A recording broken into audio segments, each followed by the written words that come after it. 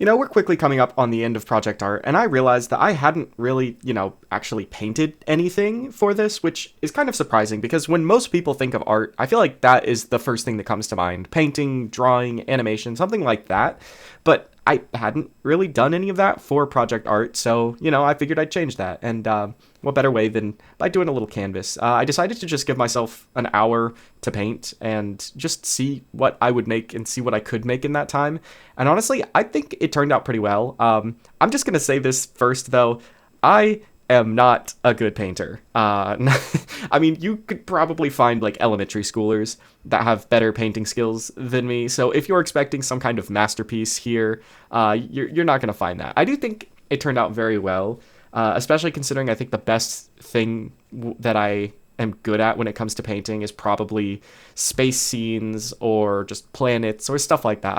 I've painted them a few times. I mean, I'm a big sci-fi nerd, so it's what I tend to lean towards, and I've seen countless images and artworks of scenes like this. So I figured, might as well paint one. And I also realized I had never actually painted an Enterprise from Star Trek or anything like that. So I wanted to change that because Star Trek is a bit of a open secret that Star Trek is like my favorite show, just in general.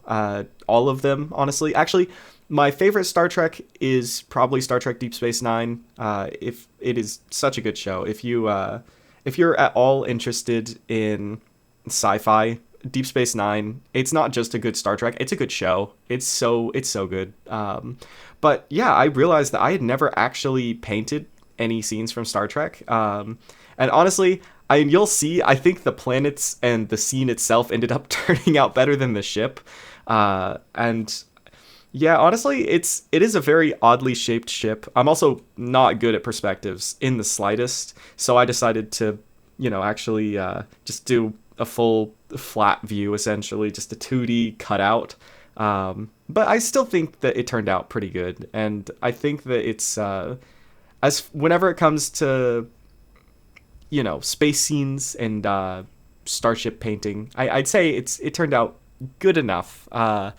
It could pass as being painted by like a 4-year-old, which is an improvement over much of my other pieces, which is always funny to me that I've been doing a project called Project Art and just haven't, been that good at painting. I've never really been the best at making stuff with my hands, honestly, especially whenever it comes to painting. I've always stuck with more physical, tactile, three-dimensional stuff like Legos and things like that for whenever it comes to creating things. So trying to translate something from 3D into 2D has always just been very difficult for me. And I think that's one of the reasons why doing planets and space scenes is so easy, because it's a circle. It's just a circle, I feel like it's one of the easiest things to translate from 3 dimensions to 2 dimensions, because it's going to look the exact same. I mean, you can have different lighting and shading, and I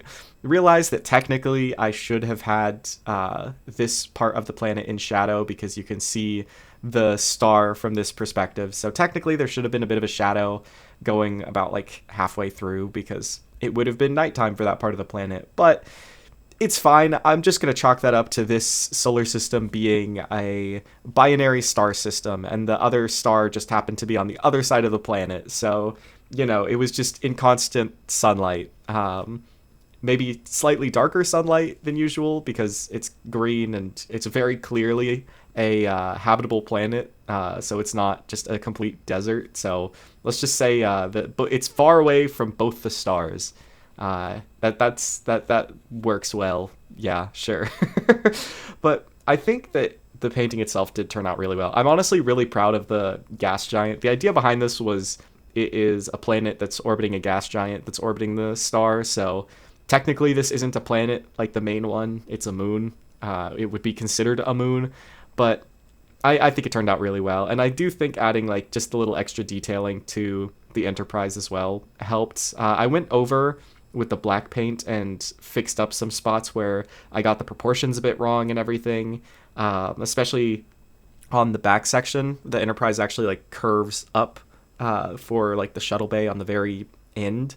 So I fixed that with some of the black paint and just refined the edges and made it look more accurate to what it actually is. But honestly, it's such a cool ship design. I think that the Enterprise and like basically all the ships from Star Trek are some of the coolest designed just ships in sci-fi. Honestly, they're so unique, and they were some of the first like really like specifically designed sci-fi ships. Essentially, they were some of the first, and they did so well with the designs for it. It's honestly incredible how well it holds up even to this day, of just looking like a spaceship, honestly.